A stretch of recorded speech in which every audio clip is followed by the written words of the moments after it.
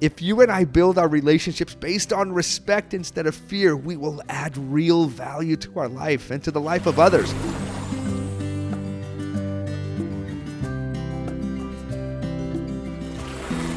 My awesome and impressive hard-rockin' amigos. Man, I wish I could be right there where you are. There's nothing more fun and full of life than adolescents like you. I love your idealism, your hype, your hopes and dreams. Thanks for tuning in and hearing me out. Thank you for your question about how to get respect. And to that, I'll also add how to give it, which I think you'll see is directly connected to how you get respect. By the way, this actually reminds me of another question you asked before about the difference between fear and respect. Can I tell you a short story that will help you to see the difference? Here you go. Many years ago, there lived a very cruel king. All the people in his kingdom were fearful because of his cruelty. The king had a happy and friendly dog named Jack, which he loved more than anything. One fateful morning, Jack died. The king organized a burial service for the dog, and the entire city showed up and came to the funeral. The king was happy to see all the people who came and believed that he was the most popular king in the world. Well, a few weeks passed, and the king died,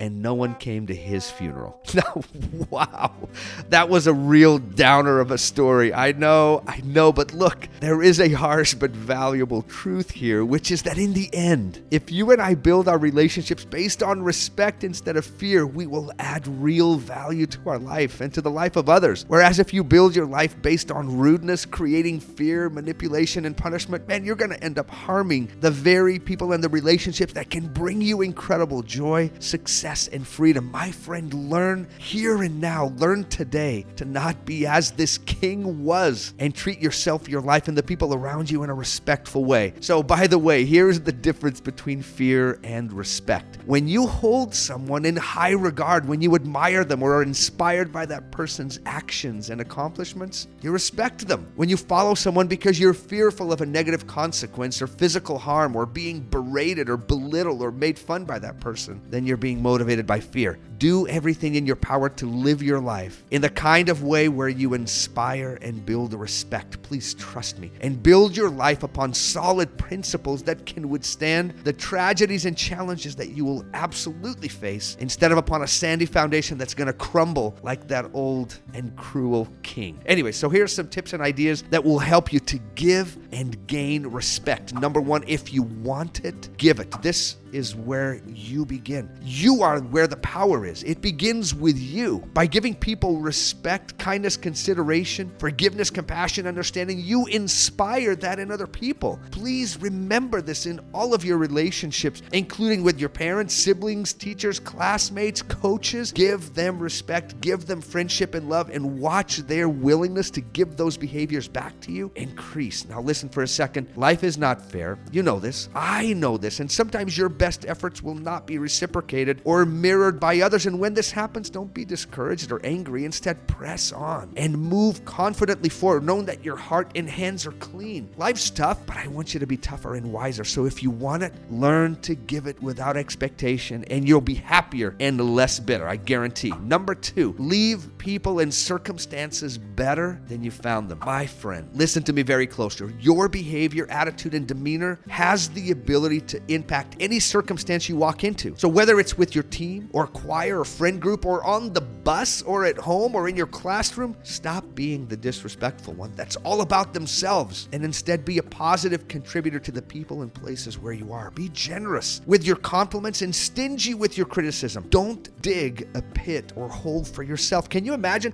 Just digging a pit and falling into that pit repeatedly. Don't do this. But the reality is that we do, right? So when we do, man, let's learn that lesson, fill that pit, and move forward. Number three, walk the walk. Man, is this not true? Don't you respect people who do what they say, who have integrity and try to not be hypocritical, who follow through? Don't you think it's admirable for you to be the change first that you wish to see in the world or in the other people around you? I'm actually reminded of this other short story about Gandhi, where one day a mom approaches Gandhi and says to him, "Please tell my son to stop eating sugar." Gandhi listens up and says, "Okay, bring him back in 2 weeks." The mom left a little bit annoyed, but did as he suggested and brought her son back. 2 weeks later, Gandhi then looked at the boy and said, "Boy, stop eating sugar." Well, the mom looked confused and asked Gandhi, "Why didn't you tell him that 2 weeks ago?" To which Gandhi replied, "Well, 2 weeks ago, I was eating sugar." So if you want to gain respect from others, do what you say you'll do and do your best to avoid hypocrisy. Capiche? Anyways, number 4, beware of the me monster. I've said it before and I'll say it again. No other virtue is more attractive and invites more respect than humility. It almost sounds funny, but it's true. Be quick to give credit and find good things about others, and slow to prop yourself up. When you're with people, make it about them. Compliment them. Ask them questions about their life, their interests. Help them. Bring value to their life and watch their respect for you go up. Stay away from bragging, showing off, or arrogance, or any other language where you're presenting yourself to be superior or better. I know a lot of you love to trash talk and to banter with your friends or being sarcastic. Honestly, I love to do that, but do it with the right people and read the room, and do it when it's appropriate. Number 5, keep your cool. Have you ever seen athletes or parents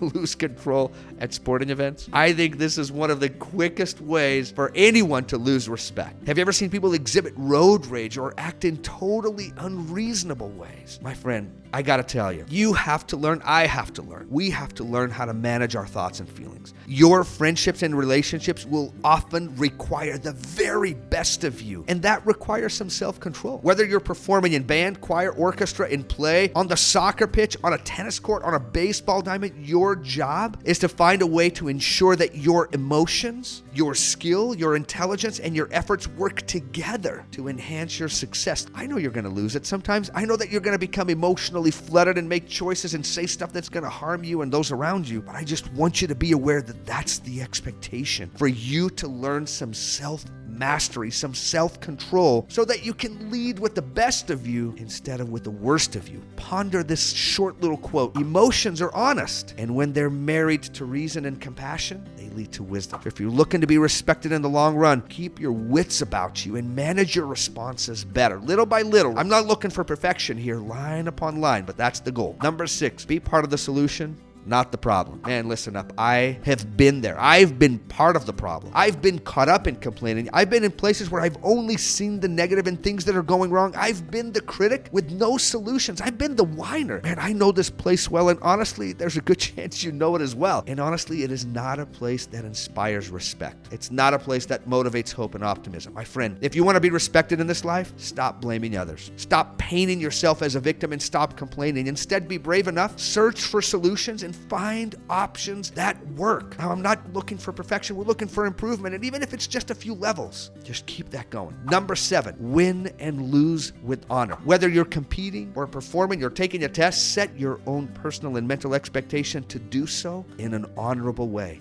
You can do this by congratulating others who were involved, by cheering up those who lost or struggled, and by having a personal and powerful psychology that helps you to see that every event, result, and circumstance is part of a greater and more important process. The process of making you and others better, wiser, stronger, and a more complete person. My hope is that you'll begin today and be that person in your family, in your school, or wherever you find yourself. Number 8, admit when you're wrong. Do you want to lose respect with your friends, co-workers, coaches, and teachers? Then blame everybody else for your problems and refuse to admit that you're wrong. That'll do it. I'm not suggesting that you have to own something you didn't do. What I'm suggesting is for you to lead with honesty and own your part. When I see someone step up to the plate in a courageous way, my respect for that person immediately goes up. I know we're afraid of consequences or getting caught or getting in trouble, but man, we got to build up our character and become a person of integrity, and you'll gain the respect of teens and adults around you. Number 9, be quick to forgive. One of the most well-known and beloved characters in all of literature is a character by the name of Jean Valjean. He is the main player in a book named Les Miserables by Victor Hugo. Why is he so respected and admired? It is because of his ability to show compassion toward others and his willingness to forgive others for their mistakes and errors. And it is my humble suggestion for you that in your life and relationships, if you will seek to be quick to forgive others and to repair situations and relationships that have become strained and damaged, that you will be significantly happier. Relationships are challenging, man. Like I said, they're a blood sport at times. Remember that forgiveness is a blessing to the giver and the receiver alike. So make your life and the world around you more peaceful and a better place by nurturing a spirit of compassion, and watch people's respect for you go up as well. Number 10, lead with effort. Who do you respect? When I asked a group of teens who they respected the most, the majority of responses were made up of artists, actors, and athletes. When I asked them why they respected them so much, I noticed that it was less about the level of success that any of them had achieved and more about the amount of time, effort, and sacrifice that each had given to their particular skill. With that in mind, my friends, if you want to gain the respect of your friends, peers, family, teachers, and adults around you, lead with effort. Push harder. Put in the time and build your skill. There is nothing more beautiful and awesome than to watch someone build their musical, artistic, physical, mental, intellectual, or athletic skill. Learn to love the whole process. Buy into the training, the sacrifice, the coaching, the progression, the accountability, the fear, and the excitement, and you will add a powerful element of happiness to your life and something that will inspire respect from others. This isn't just for others, by the way. It's for you. Okay, as it is with all things, sometimes our outcomes are not going to match the efforts we're making, right? I mean, sometimes our respectful and awesome behavior and attitude are not always going to lead to great behavior from others. Like, it is what it is. Am I right? This is the reality of the life you're living. When despite your best and kindest efforts, you find yourself in situations that are abusive, where you're being taken advantage of or you're being mistreated and disrespectful, it's okay to realize that you can take your energy, focus, and effort and point it elsewhere. If it's not working where you are with the people you're trying with, be dynamic and brave and switch your focus to other people, places, and things. So go and be the good in the hood, be the good where you are, and invite respect from others by being a source of respect yourself.